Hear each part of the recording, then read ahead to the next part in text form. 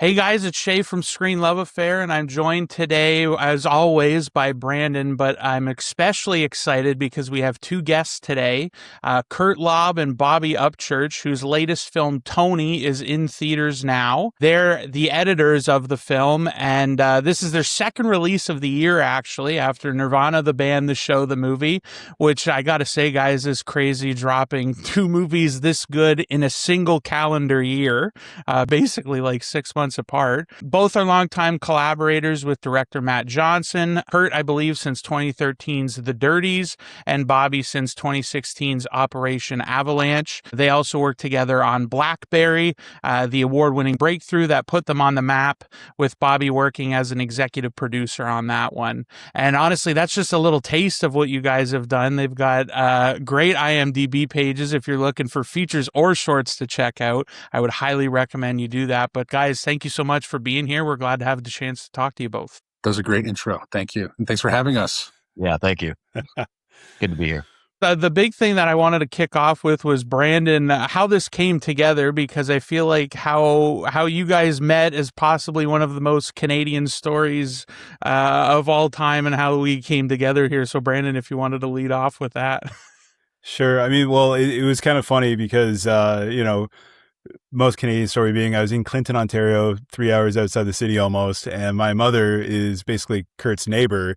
And she was being a classic, almost 60-year-old woman, being like, oh, yeah, my friend's neighbor's nephew, he's big into the movies. You should talk to him. I'm like, oh, okay. And then she says, he did a really big Canadian music video or something. And I'm like, okay, Mom, sounds good. Like I work on like streaming shows. It's different ball game. Yeah. Don't worry about it.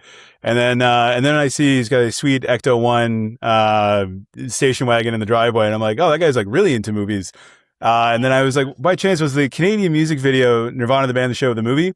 She goes, oh, Nirvana something. Yeah. Then I was like, wow, actually, no, he's way cooler than I expected and than I am, really. So, had a little barbecue, talking to Curt for over an hour. And then I was like, oh, I should do my little podcast thing and talk about Tony, because it's definitely the best biopic we've seen this year. Maybe ever. We always say like Dewey Cox is kind of the best biopic, because everything after that, especially for musicians, just gets really repetitive and formulaic. So, again, I was just blown away, and so glad that, one barbecue in the middle of nowhere turned into a great little opportunity to have a conversation about movies.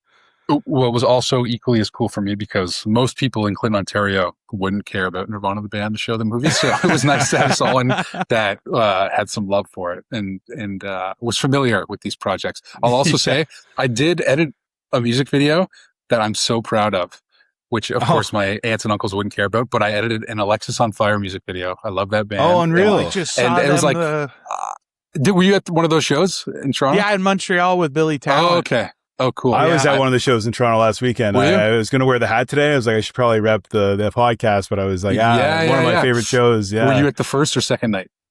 Second night. I was a late adopter. Oh, no way. Man, Small world. I was there. Yeah. I was actually camping and then drove a long distance to go and then had to drive back that same night, but it was amazing. Anyways, I got to edit one of their videos for a song called Sweet Dreams of Otherness.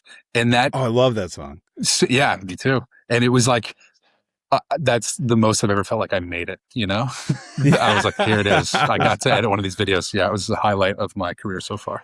Basically, everything really cool and happening in Canada, media, music-wise, you seem to have had some string in the background. So I'm trying. Yeah. That's awesome. Somehow that was even more Canadian than I thought the story was going. Yeah. But, small world. Yeah. But no, I wanted to start back because I'm a bit of I haven't worked on movies. I've been an actor. Please don't look that up too, because I was not a good one, but I wasn't the worst one in the film, which was basically the bar I was trying to clear.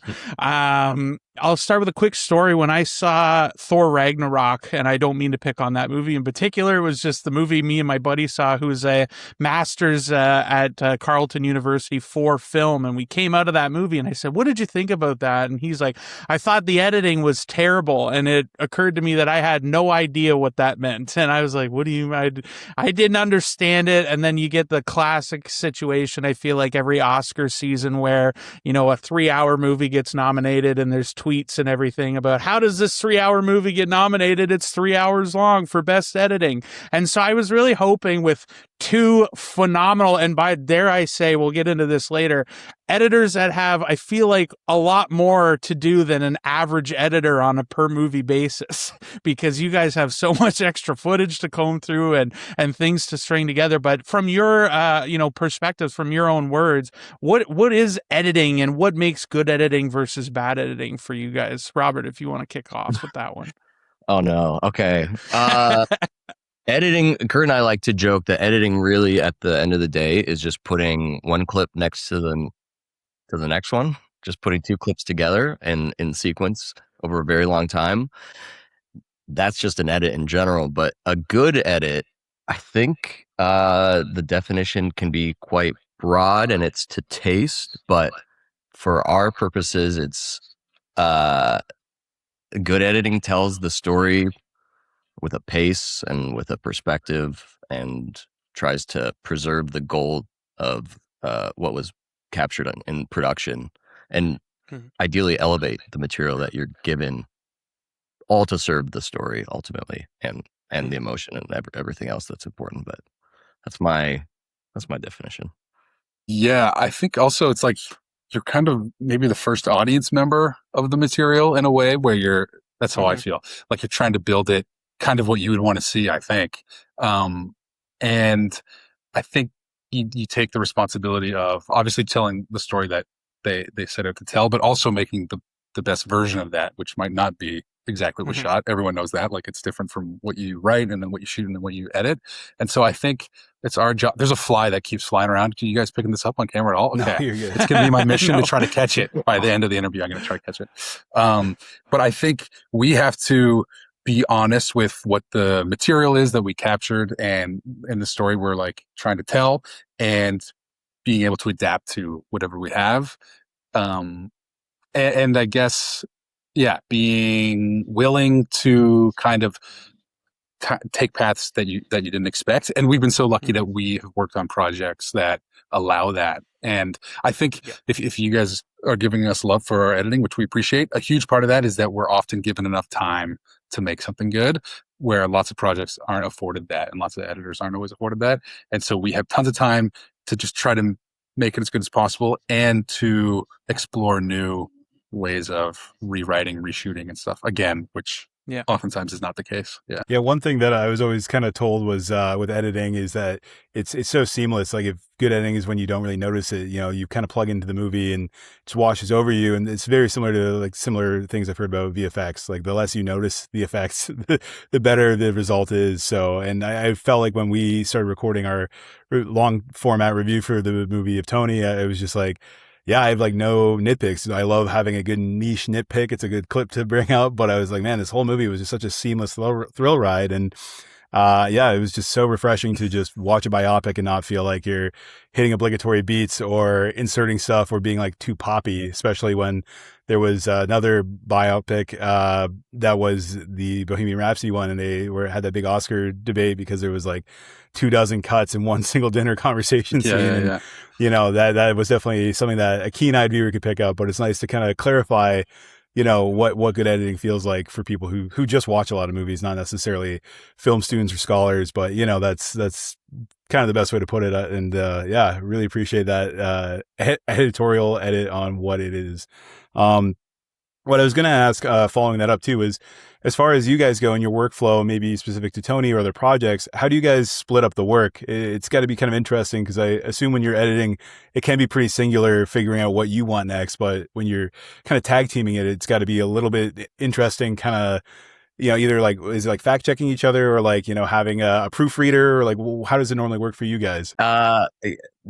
It changes throughout the process. In the beginning of the process, when the footage is just like pouring in, we're in this current part of this process right now on a new film for that. But we just kind of hop onto the scene that should get the attention first, I guess. In this case, there's so many scenes that are just waiting to be edited that we're just jumping in at whatever point feels right and just ideally picking a scene that then leads into other scenes they've shot because they're not shooting chronologically, so that you can kind of build a sequence, and we'll just cover the movie in piecemeal, divvying it up. That's the first part of the process. I'll let Curt take this. Yeah, I was going to say often we'll find ourselves in that position on these movies where we are kind of just editing stuff as it comes in, but they'll be like, oh, we have to shoot a big VFX scene at the end of the week. We got to know what shots we're going to use from some other shoot that we're going to like cut to, or what our selects are for like VFX plates that we're going to work on. And so for being afforded so much flexibility otherwise in the edit, we do run into the situation where we're like, actually, we have to make some like decisions now. We got to stick to them, and those are always crazy. We did a lot of that on like a movie called Operation Avalanche that we made back in the day, where we're like, well, we got to pick what takes these are because we're going to print them to film and be projecting them, and then that's like it's locked in. I'd say even then, we always find ways to redo something if we really need to, but I do much prefer like once we're done shooting and we can kind of like settle into the edit and actually just focus on that, because it is more stressful, I'd say, when it's like we have to make some decisions and stick to them. Anyway, that doesn't really fully answer the question. I would say that Bobby usually takes a scene, I'll take something, and sometimes we'll be like leapfrogging scenes and showing each other, but usually we'll kind of pick a big chunk of the movie, like you take act one or whatever, and then we'll try to get a flow going that way. And because so often you don't know how you're going to end a scene or start it until you know what comes before and after. But we try to kind of find the balance between staying loose with, this is like a pretty cool way to cut the scene. Bobby did something yesterday that was great and had a really funny joke at the end of the scene, but then it would impact how we start this montage that everyone's idea of it has been different up until now. So that's kind of a funny balance. It's like, oh, we've discovered something new. Is it really great? Is it good enough to now have to have a whole different plan for what comes after it? But I think that's what's so fun. And it's what's really cool about the two of us editing things together, I find, which is that beyond just, the director or whoever giving us input, it's like we have each other to throw curveballs at and be like, whoa, now what are we going to do? Yeah. No, it's awesome because it's going to be tough to have that cohesion, and there's essentially two people captaining the direction of the edit, because that's really where it ties in the story. They always say good directors make good editors. And so in a weird way, you guys are almost like the second pass at that. And then when there's two of you, I'd imagine it sometimes can be a little tough, but you'd never be able to tell. Like sometimes you'll watch a really bad movie and go, I feel like they had two different editors on that. One was making a music video trailer, very fast and punchy, and one's really slow. And yeah, obviously not a problem with you guys, but I remember when you said like Bobby edited this with me, I was like, who's Bobby? Like, this is Bobby. I was going to try to guess what movie you meant specifically when you said that about the editing. This one came to mind right away, but maybe I won't say it.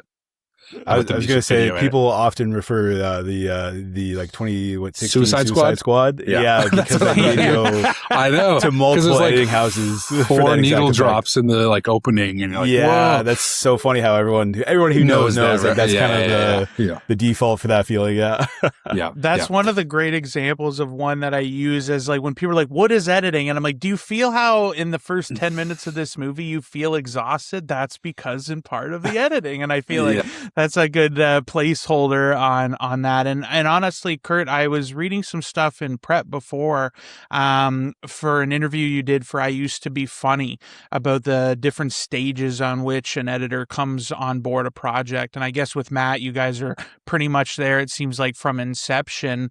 But in that case, it was after filming had already wrapped. So how does that differ from projects you do with Matt? And do you have a preference between the two? Yeah, totally different with the Zapruder gang, because oftentimes we're finishing one movie while the other one's being written and getting developed. So we're kind of thinking about that and giving input on the script, and we just kind of are fully like locked into the movie before they even shoot, which also is totally different because then you get footage and you've already got this kind of idea of like in your head of what it will be. So then you're reacting to it. And sometimes that's helpful because you can call set right away and be like, what about this moment? You guys didn't get it. And then like, right, okay. Or sometimes you get it and you're like, well, this is way better than what I was thinking. So it's kind of fun, that aspect of it.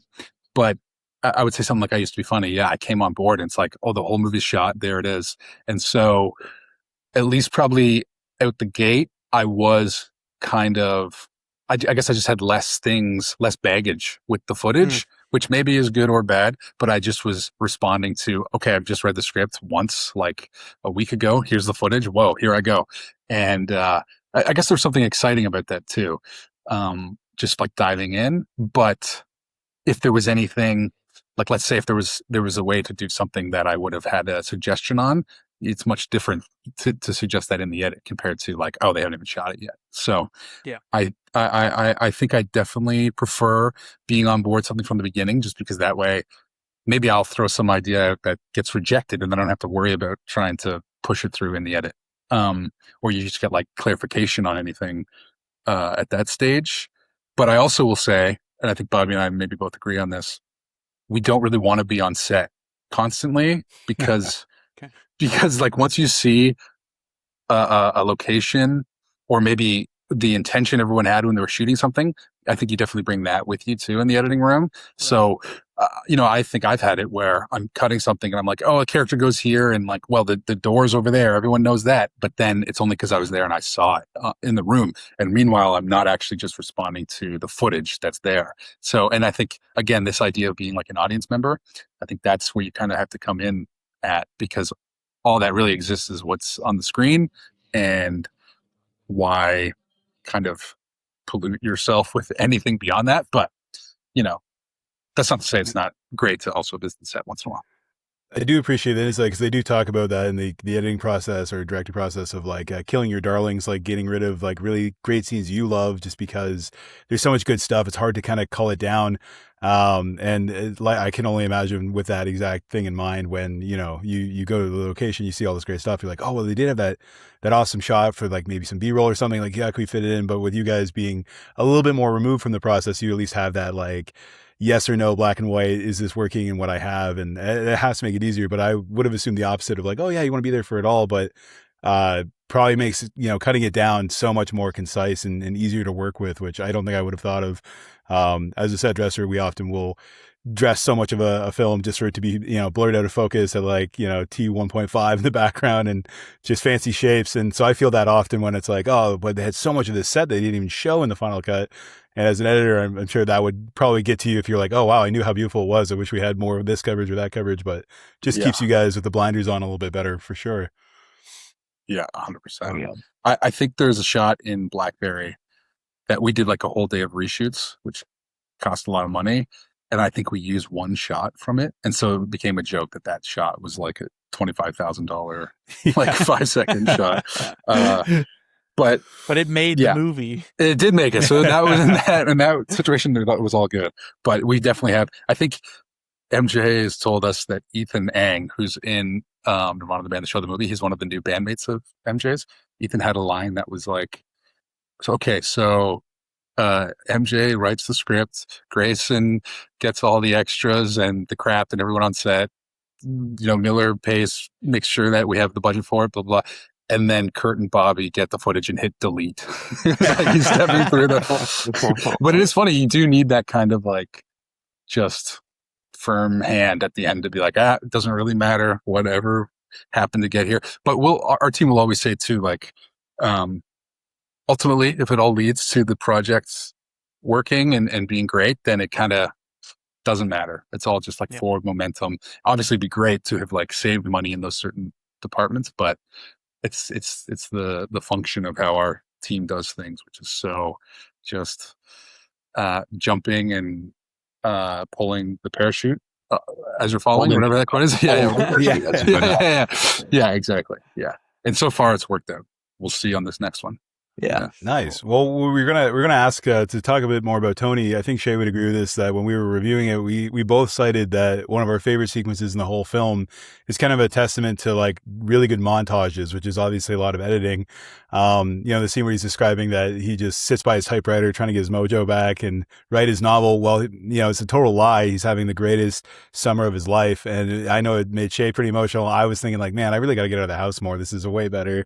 It elicited such strong feeling. When it comes to either the montage or just in general, is there anything in the film that when you guys were editing, you guys felt like, you really pieced it? I'm sure, Matt Johnson has like a really good vision for it in advance, but was there anything that you guys kind of like saved the day on, or like, let's try it this way, and you gave it a little tweak that elevated it in your opinion, or anything that you guys specifically felt like really dialed in the editing room for you guys? I feel like Curt should talk about the other montage, which is the Sal and Tony hanging out for the first time montage, because it is written kind of, there's a bunch of scenes, but the specificity and the humor and the energy is a invention of the editing. And so Yeah, that montage was something fairly early on in the edit as well that probably yeah. didn't change a ton from the first crack at it. Um, I think the montage like that too, I got a lot of practice when I edited like lifestyle, reality, like travel network type shows, which is all about like jamming in little moments like to a song, and I love doing them. And that one is so fun because we were able to use footage that was shot for that montage, but also things that we realized like as we went, like maybe we cut it out of the movie or didn't have a place for it.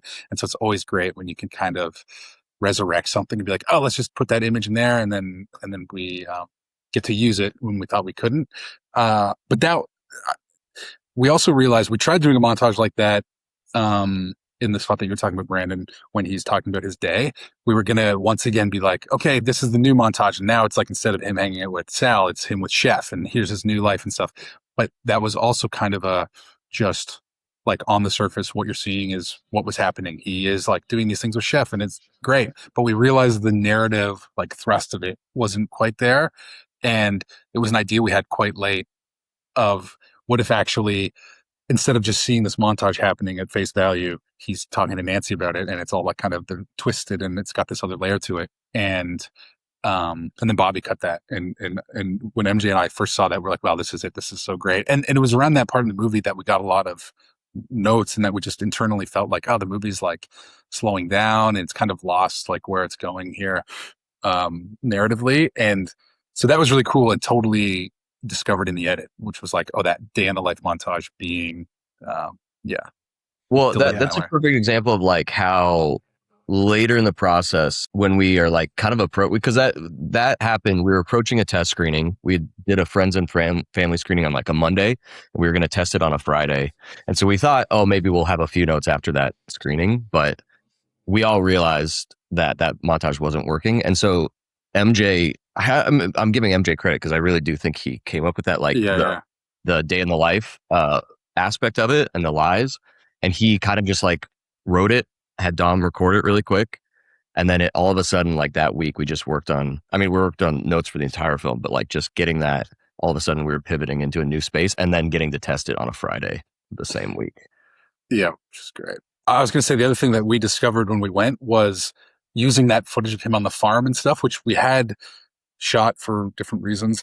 Once we put it in there, we're like, oh, this works great. This feels like, oh, this is where Anthony Bourdain's life is going to go. Like he's going to see all these people. He's going to travel, like, for a living. And so even though we had this first idea of like, this is great, this really fixes it, it was the act of then actually doing it that other things popped up that we were like, oh, and it's doing this, and it's doing this. And so that's always so fun. Those discoveries in the edit are so great. And I, I'm sure this isn't always the case, but I think for us, being able to kind of track like our success in the editing room and feeling like we're getting somewhere is when something happens that none of us planned. And it's like, here's something new and it works great. And now we're happy, because it's easy to be like, oh, here's our plan, and now let's cut it together. Is it good? I don't know. We hope so. But it's when you get these kind of wins out of nowhere that we can really be feeling good.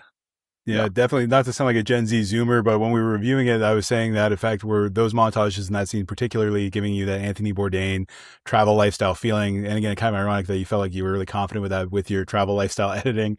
It reminds me of so much Anthony Bourdain content where it is kind of the really wholesome message of traveling. And yeah, for me, as somebody who didn't necessarily grow up watching a ton of the show, I was like, I get this really great depiction from this exact montage. So I had to ask about that, because that was definitely high on our list of like, man, that was energetic. I always joke about the second act bathroom break, when it's like, you're at the second act low, they're just going to re-exposit their motivations or maybe be a little bit depressed. And then, when you come back from the bathroom break, they're going to take affirmative action and enter that third act. This movie didn't have a bathroom break moment for me as the senior bathroom goer, I guess. But yeah, I really, that's great. I really That's thought great. that was the best way to put it. I was like, yeah, I don't know what part of the movie I could actively have like skipped, and the answer is none of it. And that sounds like a terrible way to review a movie, but people made like listicles about the best time stamps to go to the break during go to the bathroom during the Odyssey, because it's such a long movie. Yeah. And I was like, every movie kind of has one really natural low point where you're not going to miss a ton of development. But again, yeah, I felt like that was the moment where it's getting towards the end of that second act, and I was like, Are they just going to kind of re-explain things? And then that scene really was such a highlight contextualizing his journey. And yeah, again, as far as somebody who knows a bit about editing, I was like, that really felt like a really smart choice and time frame. So yeah, I appreciate the insight on that for sure. Oh, that's Well, you wicked to hear. guys mentioned on the test screenings, and I'm always kind of fascinated about those because I feel like as an audience goer, when we hear about a test screening, it's usually like a studio imposed it and they wanted to do their vision, and it's a lot more nefarious with test audiences and things like that. But like, how critical is that for you guys in your process? Like, I remember reading, I think it was for Blackberry after you guys screened it in Berlin, that you were trying to change it before South by Southwest. So like, how do those, like, it seems like you guys are obviously very reactive to the audience, but like for you guys as editors, like how important is test screenings like that, and what's the sort of process that you guys prefer in an ideal sense for those? Personally, I think we all feel the same, but like we love them. Like like you said, we typically finish the movie, screen it at a film festival, and then want to change things anyway because we haven't had that in theater experience yet, or we did, but it was just much earlier in the process. And so now that we have a final film, we can see it, and it's so clear what we need to change. And thankfully, we've had the opportunity to make those changes. On this one, it was great because we had 2 test screenings, one kind of like midway through the edit, and then one very late. And both were super helpful in just getting a sense of what audiences actually felt. And Matt at these test screenings is in the back row, just like whispering notes the whole time. And so it's a great opportunity for him to see the movie really clearly. And I think he loves it. And often so many great notes come out of it. So. Yeah, and again, usually we are fortunate to play a festival or two and attend some of those screenings and like sit at the back and make notes or just get a vibe for things that we feel like are landing, or if any moments feel slow. And then we didn't get that for this, besides those 2 test screenings. So they were so valuable. And again, it's getting the feedback from the audience is so helpful, but also just sitting there and feeling the energy through the whole thing is the most useful part of it. Because you can tell, it's one thing to like fool yourself when you're watching at home by yourself or with our squad, but then you can't, when you sit in a room with a bunch of strangers, they're not lying to you with how they're reacting. That's what I was going to follow up on. Like, how critical, like, what, I'm sure both are equally important, but in sense of like how much of what you're taking back is like just the experiential side of like sitting in there and listening to how audiences react versus maybe like going through their comments afterwards. That's the whole thing for us. I think like that, just getting to see it through their eyes is alone would make it worth it. It is nice to get the feedback. Ultimately, sometimes generally you can maybe get a sense of like one single problem or a few things. Like the first test screening revealed to us how unlikable Tony was to everyone. It was something I didn't even really think about until that screening, but like a note like that really helps. But 90% like just the vibe in the room is what we're. Yeah.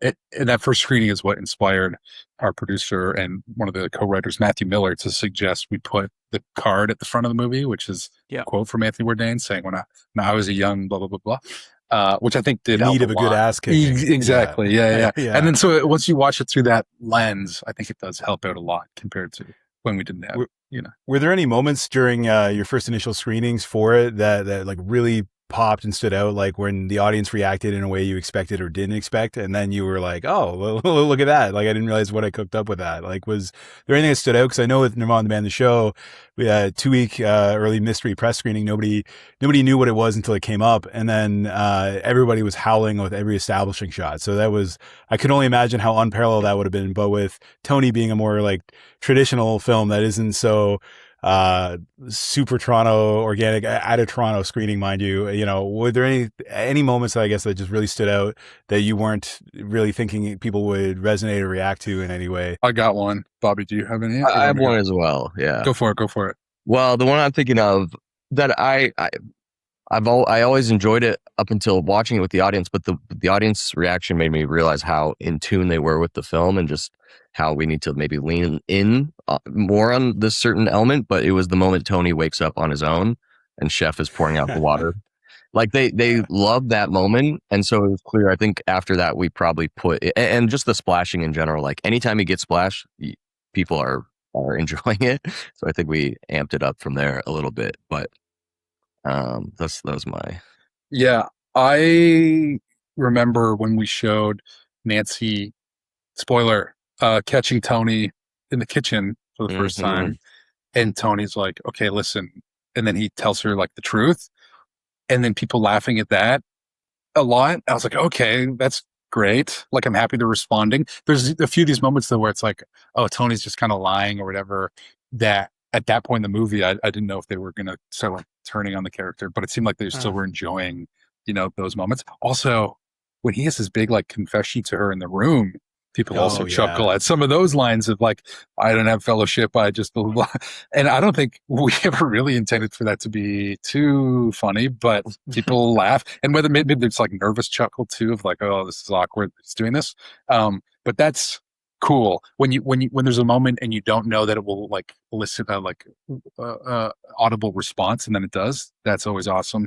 Also, I think there, like when Tony gets caught by Nancy in that kitchen, we had all sorts of different versions where we had ADR lines written where we're like, does it totally make sense that he's trapping himself into having to cook this special? Like, couldn't he have handled this differently? So we tried to rewrite the dialogue to make it make more sense that he would kind of put himself in a corner like this.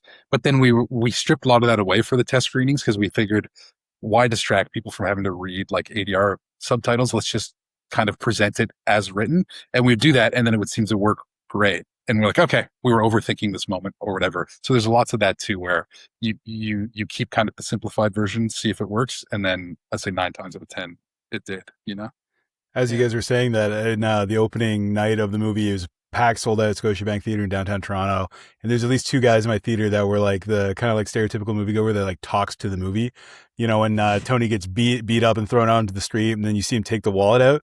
There's a guy that's like, "Oh, bro, what are you doing?" And I was like, A, he's not going to wake up, and B, it's a movie, he's not going to react. But the same guy was a gold mine for like the audience reaction, and same thing is like when he's confessing finally at the end to being like, I'm not actually a writer, and she's naked in the bedroom. That was that moment. He literally the whole time was like, "Bro, what are you doing? No, like you were so close." And I love that guy. He's the good audience barometer to gauge like, and I feel like everybody was there. There's so many audible like sighs and chuckles, and like the one guy kind of like saying exactly like how you would be feeling. So it's got to be so rewarding, as you guys said, being the first people to watch the movie as you're editing it, to finally start seeing how it's landing on a mass audience. And yeah, it was one of my favorite screenings for that general audience reaction, and in my own head giving me content to be like, yeah, this one guy was popping off the whole time, and it made the theater experience better. And like the theater, one of the reasons you go see it on a big screen just in general. So I'm glad that you guys had that. And at that confession scene too, there was I felt this way when I first watched it, and I was so glad that it didn't happen, because I thought the movie was better served for that. And I don't know if this was intentional, but it was an audience reaction I picked up both times I've seen the movie now. And when he's standing outside that door waiting, and you guys cut back to kind of like a version of the frame, and he's kind of looking around, there's clearly an audience reaction where there's concern about people that there's going to be a chip missing from that door. And how much of that, like, because I realized I felt the same way in the moment, and then when I was watching it the second time knowing it wasn't coming, I could hear people be like, no, like preemptively getting freaked out. Very vocal audiences, which can be fun. But yeah, I'm curious, like, how much of that was intended, or is that just again one of these like happy accidents when you're putting something together for a different purpose, and it just lands maybe differently than you expected, or was that intended? I have my own understanding, but I don't know. I think it's all intended. I remember reading that moment in the script for the first time and having that same like, oh no feeling. And I love the subversion of it, where so much. Yeah, I remember MJ pitching it to me that moment while he was doing writing on the script, and as he's walking me through it, he's like, he sees the notch, and then he looks at Nancy's door, and then I cut him off and go like, "Oh, there's a notch," and then he's like, "No," I'm like, "Oh, great," and yeah, it's just the yeah, I think the better way to do it, and it's so cool when we can in any movie, but like in this movie, when you can have these moments of just because a movie that's otherwise so kind of rapid, or a lot of it Yeah. is, it's so awesome when you have those moments where it's like, okay, wait, what's going to happen? Here it is, and then have those kind of slow reveals. It's so fun to play with that. I guess that pace. Yeah. Yeah, when you see it at like opening night, especially like A24 crowds on opening night, like you see everybody with their A24 ball caps or their, prime time T-shirt with Robin Pattinson coming out. Like people are the prime A24 audience, and they're, I would say, the smarter moviegoers at times. And it would be really funny because it would be like, the Chekhov's gun, like what you introduce in the first act comes back in the last act. And I'm like, oh my God, is it Chekhov's door notch? Oh my gosh. He's like, that'd be so well paid off. And then like, I too was glad it wasn't that case. It would have been like just another layer of tragedy in there. But yeah, I remember thinking that as well. And Shay's like, yeah, I saw it twice. And both times people were like, oh no, please, bro, don't be their scratch mark on the door. Like, yeah. So no, that's excellent. Well, one of the ones that I had that I read about too, which was I was very happy with, was the Fifth of Beethoven needle drop. I had read a little bit about Matt talking about how adamantly opposed he was to that, and that was your kind of push, Curt. And I'm curious. He said, I mean, obviously it made it into the movie, so he clearly saw what you saw. But I'm curious, like, how does that work when you feel so strongly? And you just like made it and said, here, look. But like, Yeah. what is that kind of moment like? And why were you so sure that would work before you even had it? I got to give credit to our music supervisor, Mandy, who supplied us with a bunch of songs like right out the gate. And so that was always a song that was like sitting in the project file. And so when it came time to cutting that, I'm like, well, we need something here. And it just seemed like a cool enough like choice. Like it was such a clear, like, whoa, okay, I guess they really wanted that song, that's what first kind of made me want to try it out. And then it just seemed like the perfect like instrumental that was like so driving, but also like it just all at once worked in the moments to like push things forward when there was not really dialogue, but also could kind of go into the background when characters were speaking. And it just felt like not an obvious choice in a way that was exciting, instead of using, I don't know, some more like popular needle drop or something. Now we could have used score from Jay, and that probably would have been cool as well, but it just seemed like, yeah, a good opportunity to switch it up a bit, Yeah, it made me chuckle when I watched it. It was so great. And then like when it started, and then again, like how well it worked, and was just such like it felt like a triumphant moment in the movie, and it was for those characters. Yeah. Right. And it's this great song where it's fitting to the beginning of that scene as well as to what happens at the end, right? When things totally turn. And so that was, yeah, exactly. Yeah. And then it's fun to watch it kind of in both of those modes. But I'll say when it comes to feeling confident in something that part of the team, whether MJ or Bobby or I disagree with, and someone else brings it to the table, I think we're usually pretty consistently on the same page that if I feel like something is working and those two don't, it almost inspires me even more to speak up and like to hold firm on it, because so often I'll be like, well, yeah, I disagree with you guys on this, so let's do it. But as soon as you're like, wait, I think this is worth like kind of fighting for, then I think any one of us definitely speak up. And then I think everyone else also goes like, whoa, okay, this is probably worth the conversation here. And not that you always then push something through, but I would almost say if any one of the three of us feel strongly enough about something, it's probably going to be in it. Like, I'd say it's rare that someone feels so strongly and someone equally feels not as strong. Maybe they're like, oh, I don't really get that. Like, but then they probably can be convinced because, again, one of us probably feels that way for a good reason. These guys wanted to put a song in the opening of the movie, and we played it at the opening or at the first test screening, and I was so against it. I'm like, this is not the right vibe at all. I would say, Bobby, was that probably the most I've ever been like, I'm going home. I'm taking my ball. Probably, right? But it's because I was so sure. I'm like, we can't do this. It was like a downer opening song that to me, I was like, we're going to lose everybody. Like the opening already I feared was like too slow and not kind of like fun enough. And then I was like, this is our chance to get the vibe up on this ride to Provincetown. And then that ended up happening. But even then I knew there was still months until we were going to lock picture, that I was like, I can kind of like say, this sucks, you guys are wrong, while still knowing I don't need to like make sure it gets changed the next day.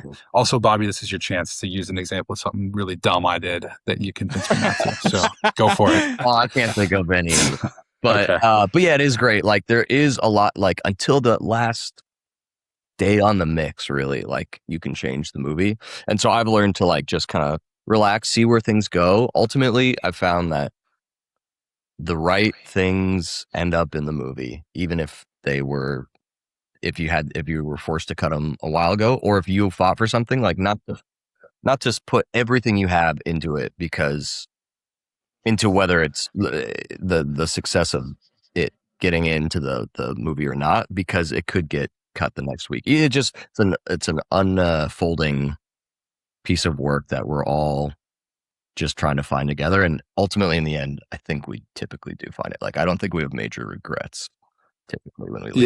Yeah, that's when we're lucky, if it all falls into place before it's too late. I'll give Bobby his flowers too, because while I'm the one being like, hey, this song's not fun enough, guys, he's usually good at actually keeping the whole story in mind and what's actually working narratively, and he'll be the one to keep us honest with those things, while I'm like caught up in aesthetics, but well, the vibe is, Curt is the king of getting the vibe up early. Well, you know what? Chief editor of vibes in the film. Yeah, exactly. Chief storytelling. And the cohesion is what works in the end. Yeah. But I try to look out for those bathroom break moments, like you said, Brandon. And you gotta get rid of them. Get rid of them. I agree.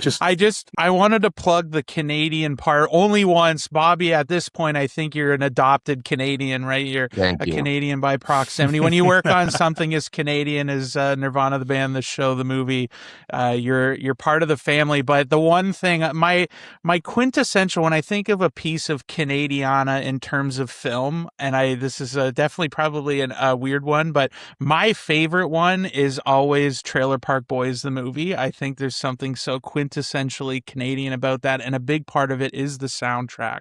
So I'm wondering if you are Curt and Bobby, if you know them, if you're a big Tragically Hip guy, and if we can get in one of these Canadian films that you guys make, are we going to get a little taste of the hip anytime? a hip biopic. Bobby, I think, yeah, exactly. You know them because we've talked about them a lot. And yes, and I think that often it's because it's like, let's try to get one of their songs in. Like, I do feel like that's the big, I guess it was probably for like Nirvana, the band, the show, the movie. That was the time to do it. But I remember it being thrown around. I can't name any other songs, but I do know what, what keeps us from doing it sometimes, and it shouldn't, but it is the feeling of it being a easy kind of choice. Like, there's the band, like we wanted to put like a Head by a Century at the end of Blackberry, because that just feels like, okay, that's what you would do. And you're killing. Yeah, I know. Sorry, I know. But then we look and it's like, isn't like that and a Green Gables show is not like the opening credit song for that song, and like I feel like they've been like claimed so many times, these their tunes, but that shouldn't keep us from doing it, because obviously they're the best, and like it just makes so much sense. You know what? On this movie we're doing now, let's see. This if you can find a spot, I swear, because I've been waiting for someone to make a Canadian film that can dethrone Trailer Park Boys the movie, and it's just that you can't have a Canadiana without the hip.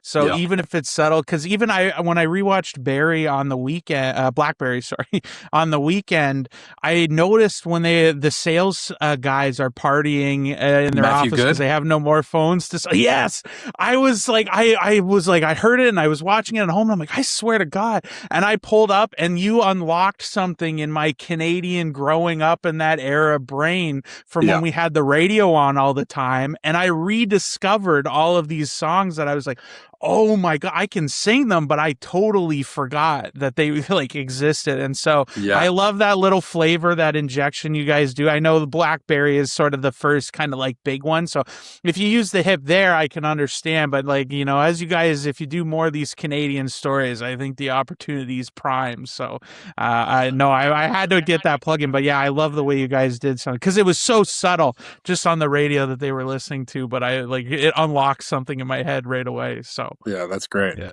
It's probably like stand-up comedy where, you don't want to make it too much like local crowd material because in Toronto, 10 out of 10 times would pop. But then you premiere in New York or LA and they're like, that was a neat song. The guy was screaming a lot, doing a lot of woos in there. Wonder what that significant was. Meanwhile, we're the ones that are like, oh my God, that was so great. But yeah, I could imagine it's a tough line to bad. Yes. Yeah. Alexa on Fire. We also got to get into this. Oh, yeah. Yeah. But absolutely. Of any movie, I mean, Blackberry was the one to do it, but this other one for sure is ripe for some tragically hip. So hopefully, Shay, you watch it and a tragically. I'll be seated and I'll be waiting every time. I'll be watching and hoping. But no, honestly, speaking of being seated, a big thing for us here is the theatrical exhibition of movies. And like, to me, I always insist on going to the theater. Even when it's a notorious thing for like the first year of the podcast, we ended every episode with a PSA not to do something bad that happened to us. I've had people answer the phone right next to me, just have full-on conversations. It's been slow pretty cooker crazy. Recipes on TikTok mid-movie. You're just like, okay, man. But by the end of it, people abandon their babies at home and are just constantly looking at the baby monitor. So, but all of that aside, I call it out and try and preserve it as best as I could. But like, for you guys as filmmakers, how important is the theatrical experience to you? And what is it about going to the movies that you think is something special and worth preserving? For me, as a father of 3 who doesn't get a lot of time to watch movies anymore these days, I think on top of just the viewing experience, like with the community of people and you're all like locked into this thing together, which is so great. I also just love having like, oh, we have tickets for this time, we're going to go and that's what we're doing. And like, at home, it's hard to do that sometimes to actually devote the time to it. You're always just, well, I'm going to get around to watching that movie. And then when you do, maybe you're like busy because I got to pause it and respond to an email or whatever. So I think just actually having a spot to go where that's what you're doing and everyone's doing it together, obviously often feels like the best way to be watching something. And to me, like, so many like childhood memories of doing that. And then almost just the act of walking in and sitting down, like he just puts you in that place to want to have fun and to want to have the vibe up.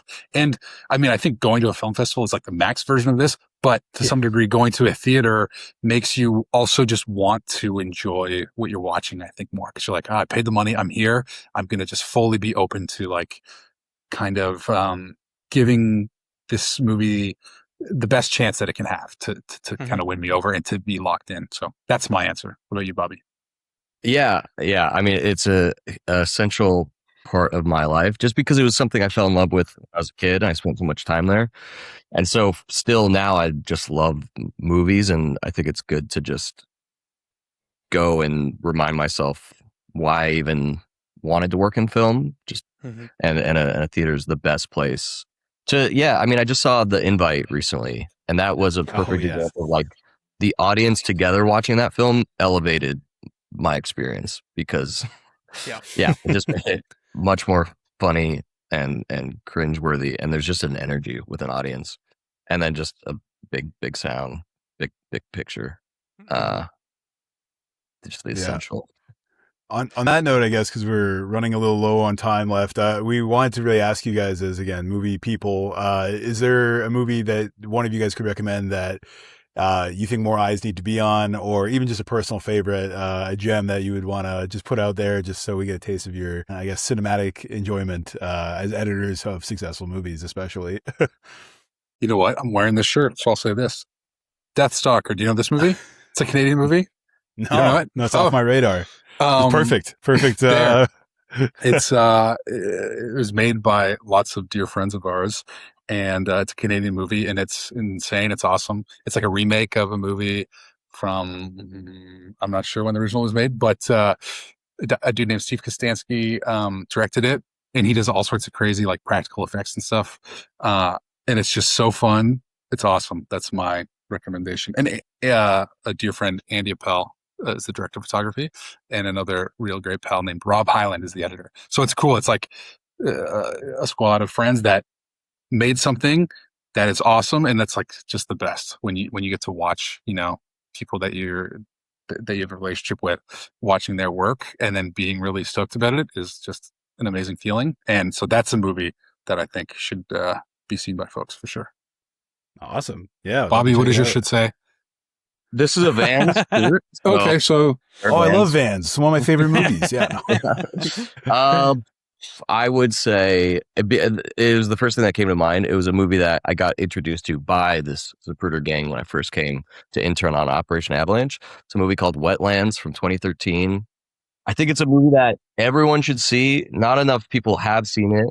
It's a German film based on a book, and it's full of life, and it's exciting and funny and inventive, and the editing's great, and the acting is great, and the directing's great. So check out Wetlands with your friends. We'll push out social clips after this for both of you for each of those movies too, to get some try and generate some buzz for them. And before I get into my last question, Curt, I did have to ask, when I was going through your IMDb, I saw that you were editing on Dark Side of the Ring and Tales from the Territories. So I was like, is that just coincidental, or are you a wrestling fan? I was a huge fan during the Attitude Era, like so many of us. And then eventually, you know, I didn't watch it as much, but when I work on those shows, I'm right back in there with how much I love it. And I'm just not current knowing like what's going on these days. But I'm a total mark for sure. There you go. And, I was destination viewing, man. I was so excited when I saw that. What's your favorite episode that you edited? Because you did like a handful that I like was like, oh, these are some of the best ones. Oh, thank you. One that I really love is the FMW episode. Have you seen that one? Yeah. It's Sushionida's FMW. Just because I had most of these episodes I've probably maybe heard of the wrestler like at the center of it or the story that it's about. I didn't know nothing about FMW. And it's the most insane stuff. Do you guys know what this is, Bobby and Brandon? It's like, no, this is Shay exclusively wanted this interview for these questions. This is a very unique question. Yeah, they're just doing these nuts matches with like barbed wire ropes, exploding rings, doing matches like out in the middle of water. It's crazy, like cinematic stuff that you're watching. And it's stuff where you're like, well, this is not like fake. You can't like chuck the dude in the barbed wire and he's got this huge cut and he's bleeding everywhere. And so that was crazy and awesome to cut. One, because I loved watching it and it was nuts what they were doing, but also because as an editor, I was so spoiled with the coolest B-roll and stuff to cut with, you know? And then we did all these recrees of like the exploding rings and everything. So it was just so fun to edit. And I just got a huge appreciation for those wrestlers. Yeah, it's some crazy stuff. I'll have to show Brandon next time he's in Montreal. We'll watch a couple of the episodes. A sleeper pick for me, just because of the topic, was the steroid trials. Yeah, I thought that was like, as someone that's not as into wrestling, that's the one that I would like suggest people. Like, that's a fun one to be like, isn't this a crazy world that we, as kids while growing up, had no idea that any of this was going on. I know. Yeah, not at all. And it was so important though to what wrestling would like become right afterwards, right? Where they moved away from all these like superhero looking guys to people like Bret Hart and Shawn Michaels. And it was so impactful.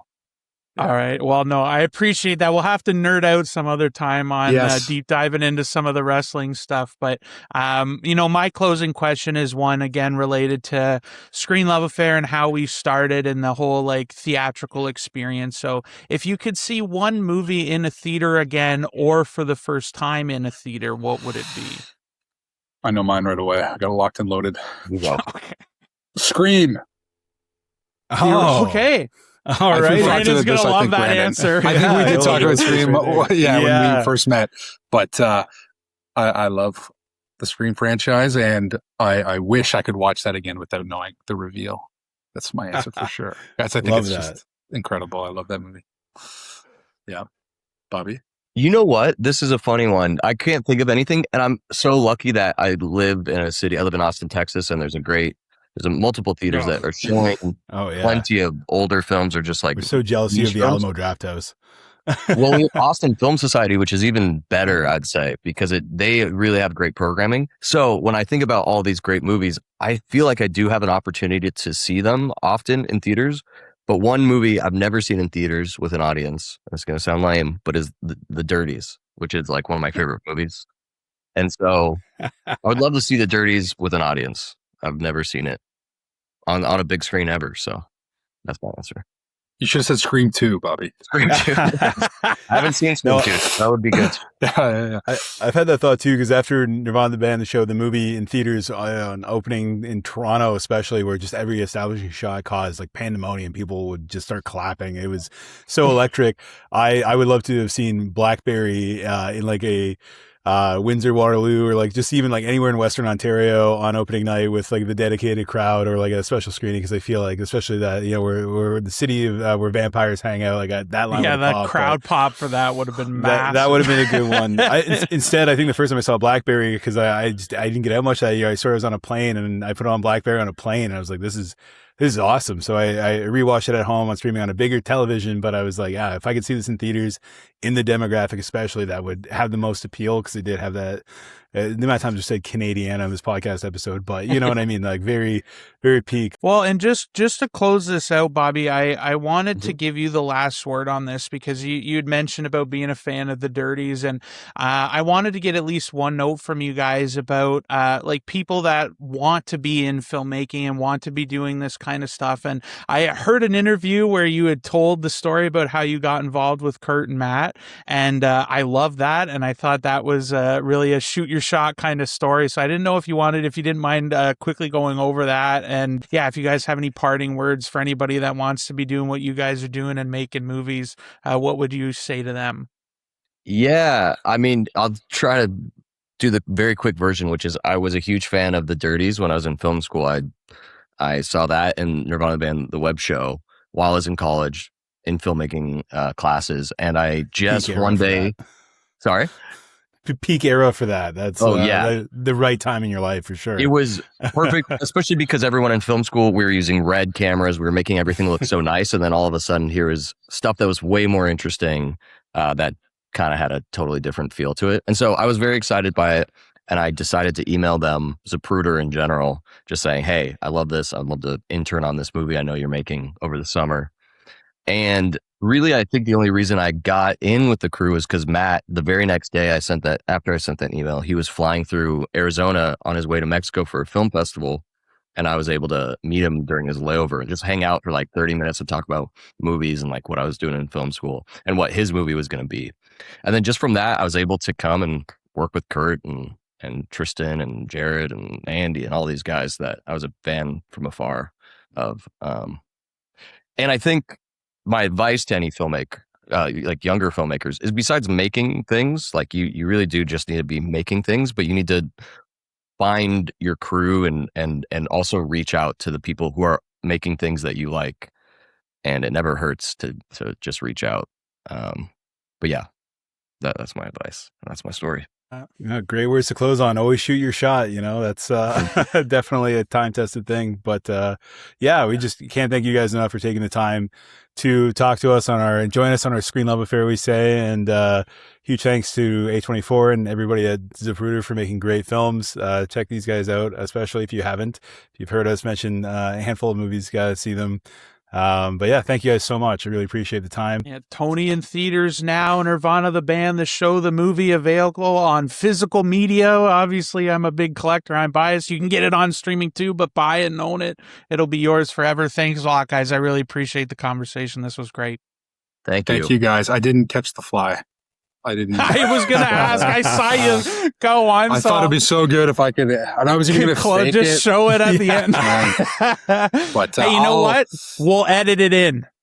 Oh, yeah. Thank you. Full Thank you. circle. Hold your hand out. We'll CGI it in right That's there. perfect. Yeah. Exactly. We'll make it in Awesome, Blender. guys. I hope we get to do this again in the future. This is great. Us too. Yeah. Thank you. Thank you.